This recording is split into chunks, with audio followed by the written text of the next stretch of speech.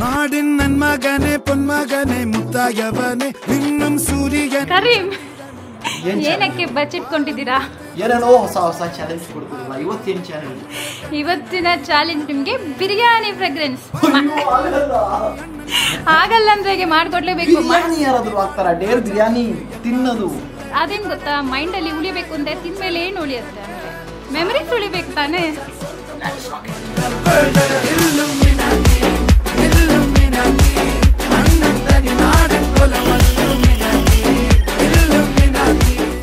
Perfume ready ಆಗಿದೆ, ನೋಡೋಣ ಟೀಲ್ ರಿಯಾಕ್ಷನ್.